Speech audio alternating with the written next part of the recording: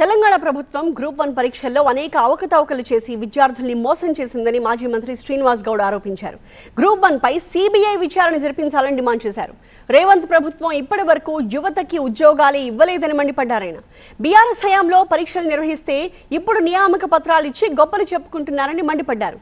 ఇప్పటికైనా విద్యార్థులకు న్యాయం చేయాలని డిమాండ్ చేశారు శ్రీనివాస్ గౌడ్. దాదాపు 1,60,000 ఉద్యోగాలు బీఆర్ఎస్ పార్టీ ఇచ్చినా కూడా ఏమి ఇవ్వలేదని చెప్పి మోసం చేసి వాళ్ళు ఇచ్చిన ఉద్యోగాలు వీళ్ళిస్తూ వాళ్ళు ఏదో ఉద్ధరిస్తున్నామని చెప్పి గ్రూప్ 1 నిర్వహించి పూర్తి అవకతవకలు చేసి ఇలా బజార్న పడేసి 2 లక్షల ఉద్యోగాలకు సున్నబెట్టి మాయమాటలతో చెప్తున్నారు అని ఆధారాలతో సహా టీఎస్పీ చైర్మన్కి ఇచ్చి రాష్ట్ర వ్యాప్తంగా ఆందోళన చేస్తుంటే ఆనాడు స్వేచ్ఛ ఇస్తాం, మాది పెద్ద స్వేచ్ఛ ప్రభుత్వం మాది అని అన్నారు. యూనివర్సిటీలలో స్వేచ్ఛగా తిరగొచ్చు అన్నారు. ఇప్పుడు అక్కడ ముళ్ళ కంచెలే ఇక్కడ ముళ్ళ కంచెలే ఇవాళ విద్యార్థులు అరెస్ట్ చేస్తూ ఉన్నారు. కనుక వెంటనే విద్యార్థులను రిలీజ్ చేయాలి. ఒక్క దెబ్బ విద్యార్థుల మీద పడ్డా దానికి ప్రతీకారంగా మరి ఎదుర్కోవాల్సిన పరిస్థితి వస్తుంది. కనుక వాళ్ళ న్యాయమైన డిమాండ్ మీద మీరు విచారణ చేయించండి. మీరు అంటారు కదా దానికి సిబిఐ అది అంటారు కదా, చేపియాలి. దీని మీద కూడా చేపియాలి, సిబిఐ విచారణ చేయించండి.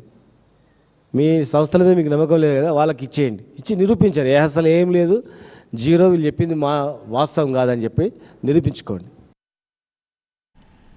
అంతేకాదు రిజర్వేషన్ల పేరు చెప్పి బీసీలను కాంగ్రెస్ ప్రభుత్వం మోసం చేస్తోందని ఆరోపించారు మాజీ మంత్రి. కామారెడ్డి బీసీ సభ కంటే ముందే బీసీలకు విద్యార్థులకు స్పష్టమైన హామీ ఇవ్వాలని డిమాండ్ చేశారు ఆయన. బీసీలను చేస్తున్నటువంటి ప్రభుత్వం చేస్తున్నటువంటి పెద్ద దగ మోసం ఇది. మీకు చిత్తశుద్ధి ఉంటే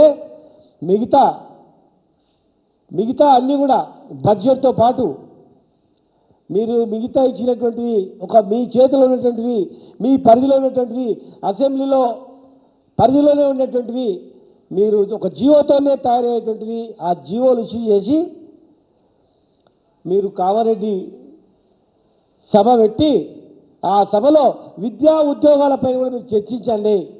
మాదే బాధ్యత. ఇవి అయిన తర్వాతనే ఎలక్షన్లో పోతాం, 42% రిజర్వేషన్తోనే ఎలక్షన్లో పోతామని చెప్పండి.